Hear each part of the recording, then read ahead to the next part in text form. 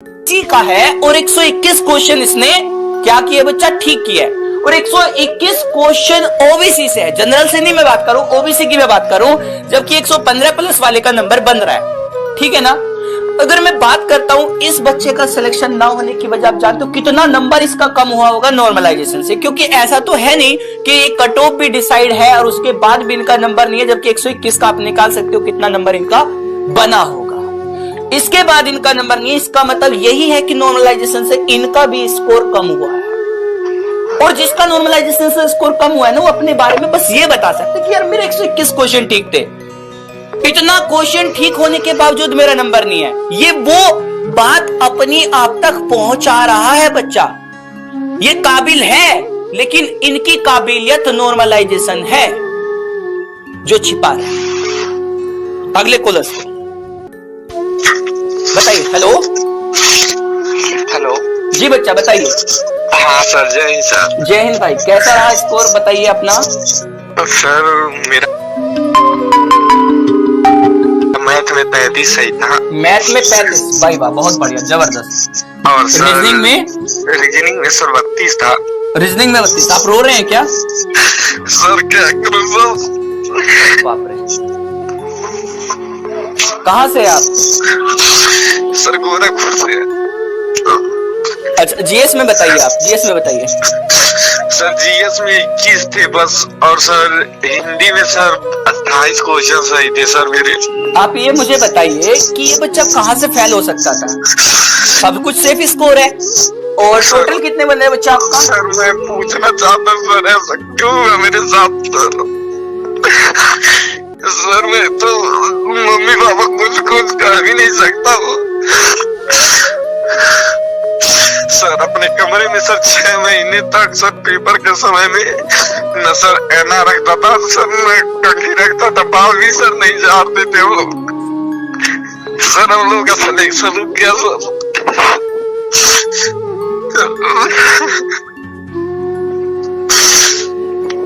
Sir. एक time का खाना सर 2 टाइम 3 टाइम हम लोग खाते थे सर, टाइम बचाने के लिए। और सर आपका कोई क्लास ऐसा नहीं होगा सर कि मैं 3 बार ना देखा हूँ सर। एक बार तो सर बच्चे छोड़ दे, हम 3 बार सर ऐसा होता ही नहीं था कि 3 बार ना करे। अब विवेक सर का क्लास भी नहीं सर छोड़ देते हैं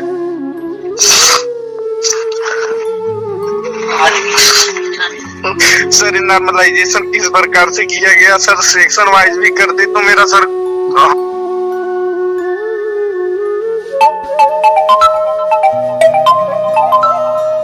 सर ऐसा होता ही नहीं था कि 3 बार ना करे। अब विवेक सर का क्लास भी नहीं सर छोड़ देते हैं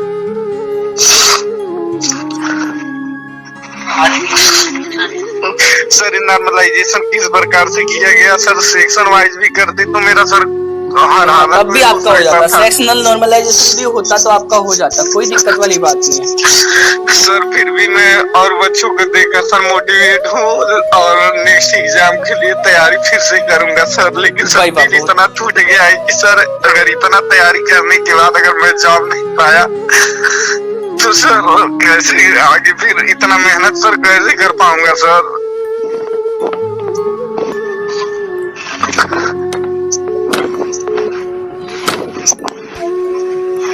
सर आपका बहुत बहुत धन्यवाद सर कि आप इतना मेहनत हम लोगों के लिए सर करते हैं।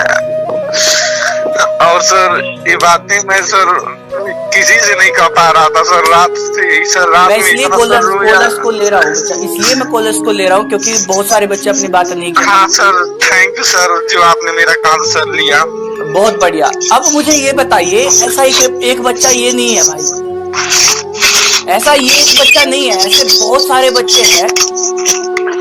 अभी मैं दूसरे कॉलर्स को लेता हूँ। काबिल पता है क्यों नहीं होंगे? उनके हिसाब से, मेरिट के हिसाब से, तुम्हारे हिसाब से तो तुम काबिल तब भी थे जब तुमने एग्जाम दिया था। ये वाले भी बच्चे काबिल ही है। हाँ बच्चा, 1 मिनट रुकिएगा।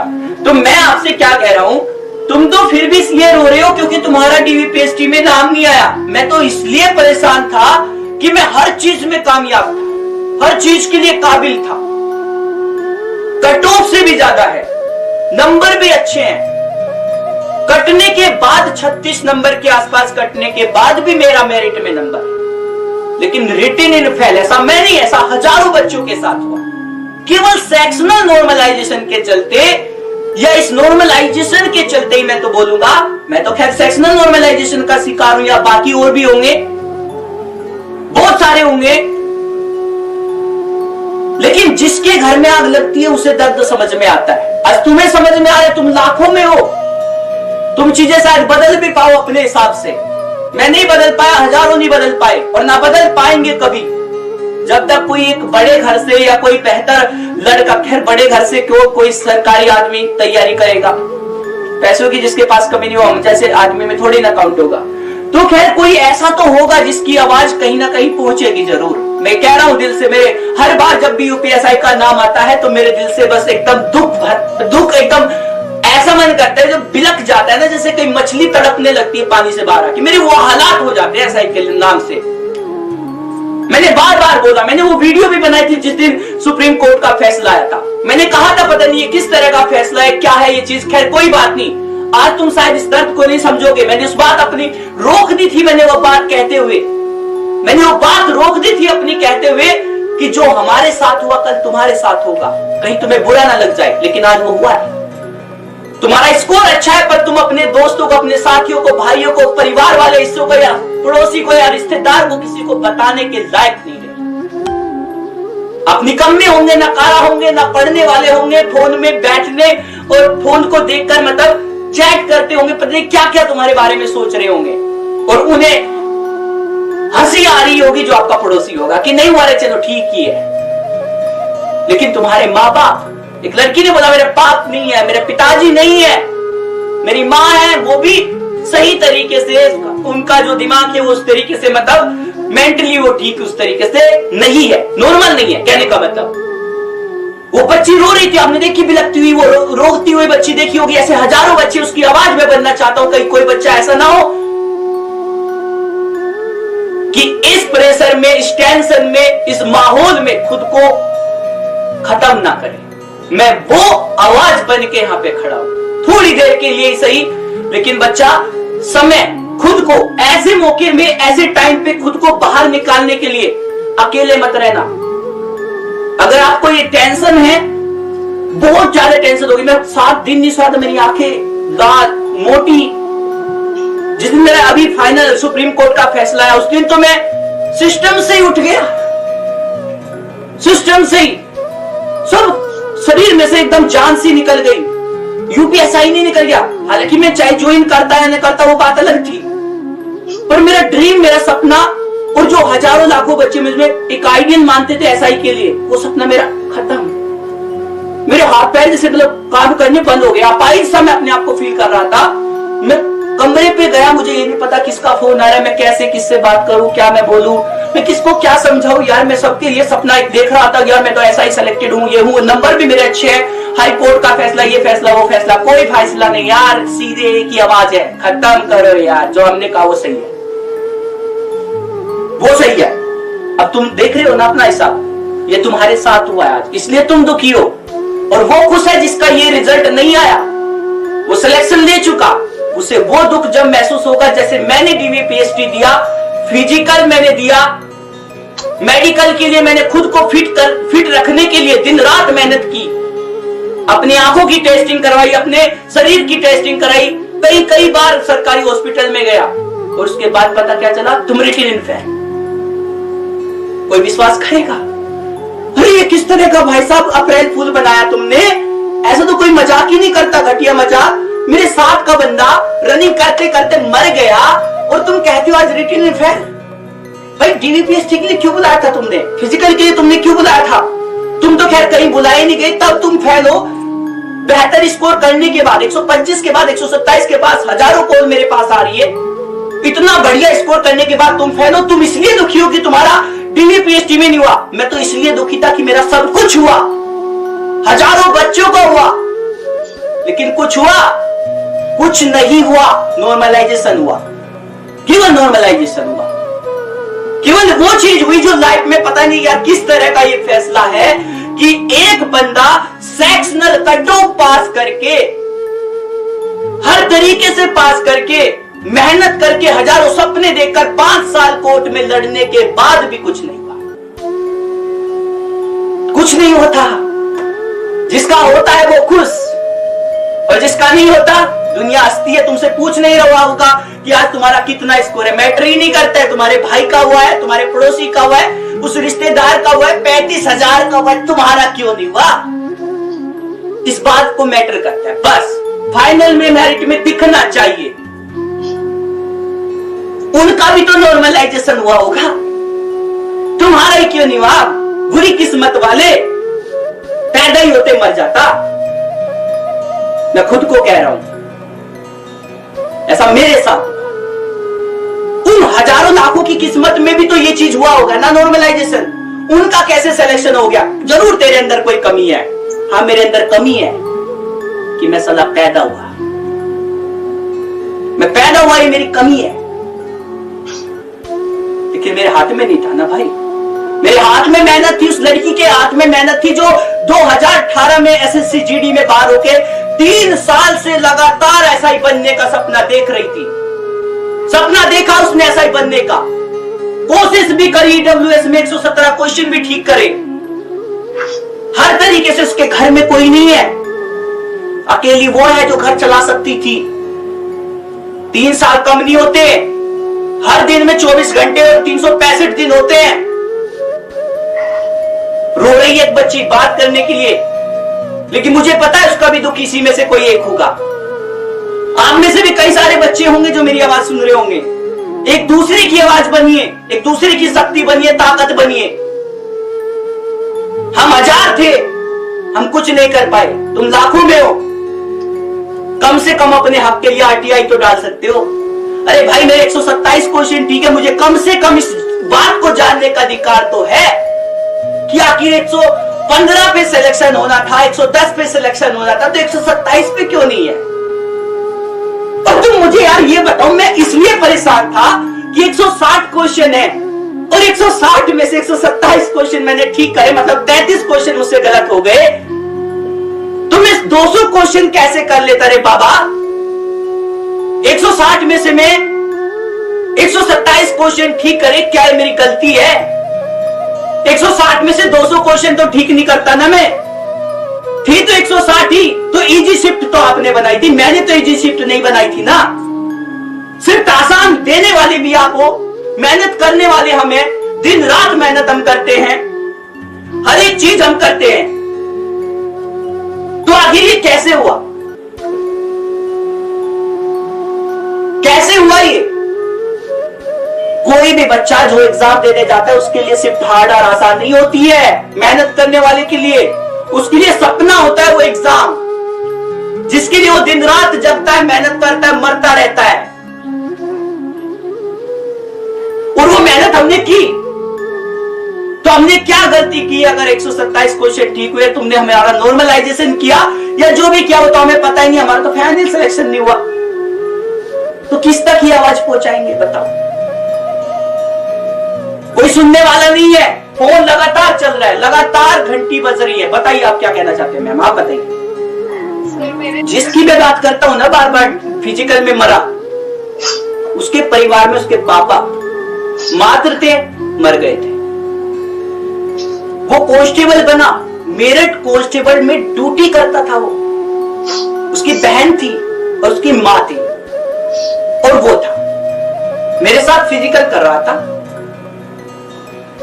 हर एक बच्चे की जुबान पे उसके लिए क्या था पता है?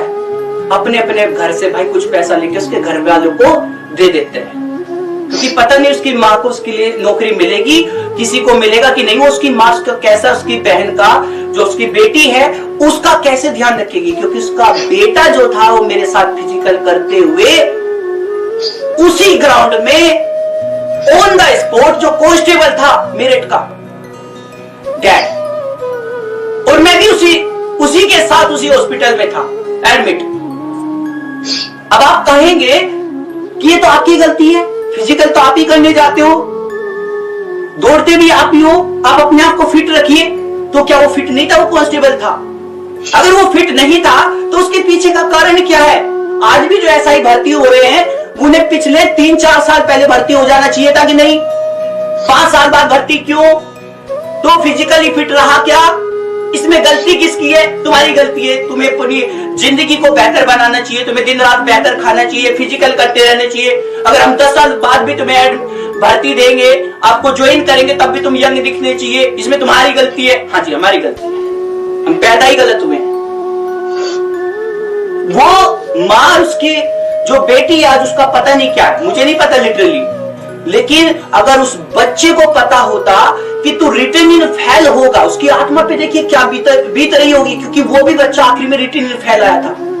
मैं तो आया ही हूं, मैं जिंदा हूं, कम से कम मैं जिंदा हूं, और मेरे परिवार वाले भी हैं, लेकिन उसके पीछे तो कोई कमाने वाला ही नहीं रहा।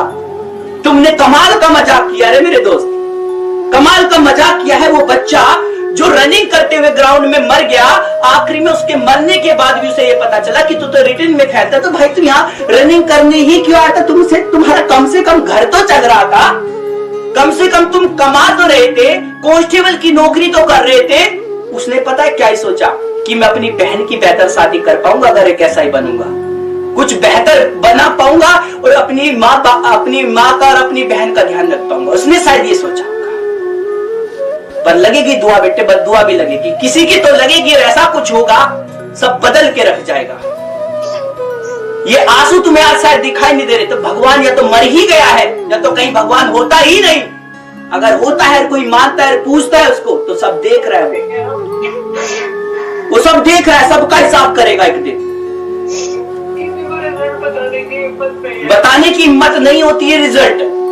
ये आंसू भी झूठे नहीं है, दिखाई नहीं देंगे आपको। ऐसा मैं हफ्ते भर रोया हूं, कभी भी रो सकते, कभी भी रोना आ जाता है, रो तो मैं कभी भी देता हूं याद करके। अब तो मैंने याद करने छोड़ दिया, पता मैं इतना प्रेशर में था, नहीं, मुझे नहीं सोचना। मैं ऐसे करके कमरे में से बाहर निकल जाता था, ऐसी जगह ढूंढता था जहां कई सारे आदमी हो, ऐसे ढूंढता था जहां सारे बोलने वाले हो। मैं अपनी बात सोचना ही नहीं चाहता, नहीं, मैं ये करने लगता था। कमरे में मैं पागल होने जैसा हो गया था। ये जो मेरे अंदर से आवाज आ रही है ना, मैं चाहता यहाँ रिजल्ट देखता, लेकिन आपकी आवाज इसलिए सुन रहा हूँ क्योंकि मैंने इस दर्द को देखा है। मैम, आप बैच का क्या ही चक्कर है, आपका फिर नॉर्मलाइजेशन हो जाएगा। मैम, मैं आपसे बाद में करता हूँ। ऐसे बहुत सारे कॉलर्स हैं, तो आप भी डिप्रेस होंगे ना। मैं खुद को कमरे में अकेला नहीं छोड़ा एक हफ्ते। रात को जब सब सो जाते थे, मैं तब भी जग रहा होता था। मैं बैठ के यही देख रहा होता था, अरे ये क्या हो गया मेरे साथ, अरे मैंने क्या सपने देखा था यार, ये सब कोई मैं जब भी, या आप भी होंगे, आप डिप्रेस होंगे, मेरी की तरह डिप्रेस होंगे आप भी। मैं बहुत डिप्रेस था, कसम से मैं आज भी डिप्रेस हो जाता हूँ। ये सोच के मैं डिप्रेस हो जाता हूँ कि मैंने कितनी उम्मीदें लगाई थी, कितनी उम्मीदें मैंने लगाई थी। मैं तो 2021 में भी चाहता तो 10 दिन छुट्टी करके कम से कम कुछ बेहतर कर पाता, क्योंकि जिसे यूपीएसआई की डेट का भी पता चल जाता हो, जिसे ये भी पता हो कि कट ऑफ कितनी रहेगी, जितना ये भी पता हो कि एग्जाम में कैसे बैठना है, कैसे करना है। कम से कम वो मैथ से अलग 3 सब्जेक्ट के लिए पढ़ना था, जिसमें हिंदी मेरी बेहतर थी, मेरी जीएस बढ़िया थी। मैंने हिंदी को रास्ते में जाते जाते देखा, जब भी मैंने 103 क्वेश्चन ठीक करे, जबकि मेरे को जीएस कुछ नहीं आती है, तो मैं कर पाता। शायद ये मेरा सपना होता तो मैं 2021 में भी बन जाता, लेकिन ये सपना मेरे हजारों लाखों तक जो मेरी आवाज आज पहुंच पा रही है, शायद मैं ज्वाइनिंग के बाद ये नहीं दे पाता। ये भी बेहतर है, कुछ ना कुछ बेहतर होता है, पर मैंने खुद को इतना डिप्रेस पाया कि मैं खुद को अकेला नहीं कर पाया। मेरे को याद है, मैं कमरे में बैठा हुआ था और मैं अकेले था। इतनी सारी चीजें दिमाग में चल रही थी, सेकंड, माइक्रो सेकंड में मेरा दिमाग की नसें फटने को थी। मैं बाहर निकल आया, नहीं, अकेला नहीं, गलत करने, नहीं, मर जाएगा।